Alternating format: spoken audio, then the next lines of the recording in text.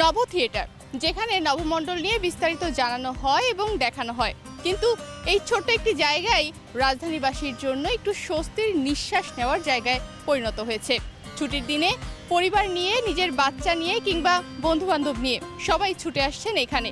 কিন্তু কি করছেন, কেন আসছেন, চলুন দেখে নেওয়া যাক।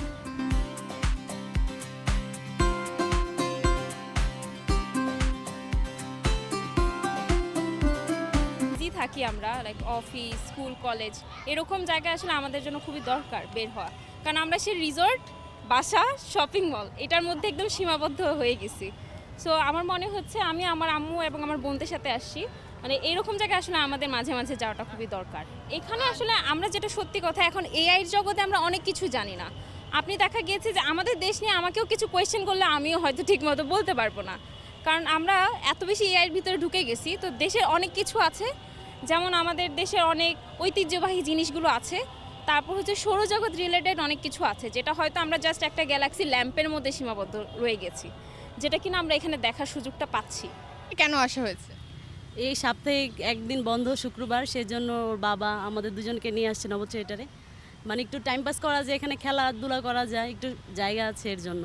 আর ওকে আমি খেলতে দিয়ে এখানে বসতেও পারি, এটা খুবই ভালো। তখন মানে বাবু আর আগে বেশি ভিতরে যাওয়া হতো, কিন্তু ও এখন একটু মানে অনেক চঞ্চলের জন্য যাওয়া হয় না, আগে অনেক গেছি। মানে ঢাকা শহরে কিন্তু জায়গা অতটা নাই, বাচ্চারা খেলাধুলার জন্য একটা মাঠ বা কোনো জায়গা নেই, কিন্তু এমন একটা জায়গা থাকার কারণে আমাদের জন্য অনেক ভালো হয়েছে। কারণ আমরা যে আসছি, ওকে ছেড়ে দিয়ে আমি বসে আছি, একটু খেলতেছে, আমি মানে খুবই কমফোর্টেবল।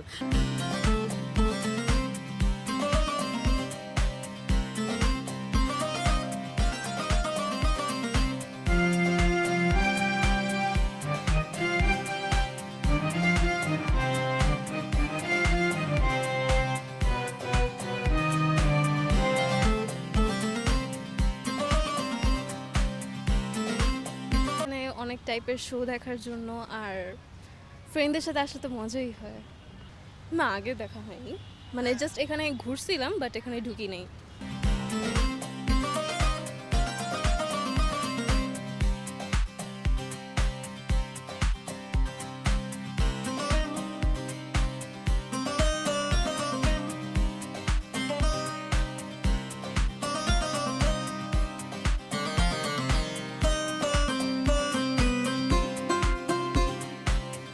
নব থিয়েটার আসছি, এই বাচ্চাদের বিভিন্ন রাইড, খেলনা আছে, রিয়ালিটি শো, তারপরে ভিতরে আমি শো দেখেছি, শোগুলো অনেক ভালো হয়েছে।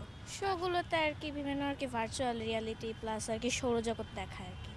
শো দেখার জন্য অনেক দিন পরে এসেছি। আমি ছোটোবেলায় অনেক আসতাম, এখন প্রায় 7-8 বছর পরে আবার আসলাম আর কি। ভাবলাম এখন কি অবস্থা হয় সেটা দেখে যাই। আমি যখন আগে দেখতাম তখন আমার অনেক ভালো লাগতো, অনেক বড় স্ক্রিন ছিল, অনেক রিয়ালিস্টিক লাগতো। এখন আমি তো অনেকদিন দেখা হয়নি, আজকে দেখার পরে বুঝবো যে কেমন লাগছে। যখন আগে আসতেন তখন কিরকম মনে হতো যে না আপনি কি সৌরমণ্ডলে ঢুকে গিয়েছে, এরকম কোনো ফিল হতো? হ্যাঁ হ্যাঁ হ্যাঁ, স্ক্রিনটা অনেক বড় থাকতো, অ্যান্ড যখন মানে শোটা চলতো মনে হতো যে একদম আমার সামনে হচ্ছে সব কিছু। ওখানে একটা ছিল মহাকাশ নিয়ে একটা থিম ছিল, আমার ওইটা সবচেয়ে ফেভারিট ছিল।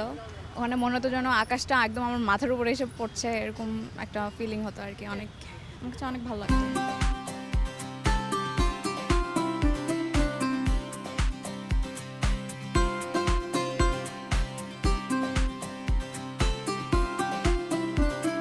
অনেক কিছু, আর অনেক কিছু করব, অনেক কিছু সেলাই খেলবো, দোলনা খেলবো, অনেক কিছু এমনি মজা করার জন্য আসছি। মানে যেহেতু আজকে শুক্রবার, সো আসলাম হচ্ছে এখানে একটা শিশু বাচ্চাদের হচ্ছে বিনোদন কেন্দ্র আছে, সো আসলাম এখানে ঘুরতে।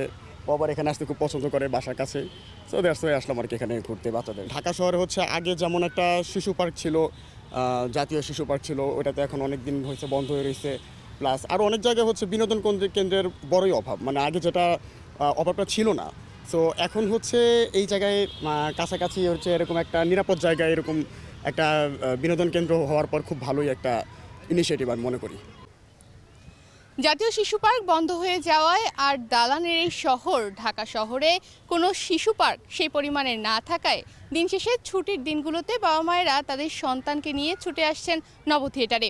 এখানে যেমন মহাকাশ সম্পর্কে তার বাচ্চাদেরকে বা দেখাতে পারছে, জানাতে পারছে, তার সাথে এখানে যে বিনোদন পার্ক রয়েছে সেখানে তারা তাদের ছোট্ট শিশুদের জন্য খেলাধুলার ব্যবস্থা করতে পারছে। ছোট্ট শিশুরা এখানে আসলে ছুটে চলছে নতুন উদ্যমে, খেলছে নানাভাবে তাদের ছোট ছোট অন্যান্য সঙ্গীদের সাথে। তনিমা রহমান, বাংলাদেশ প্রতিদিন।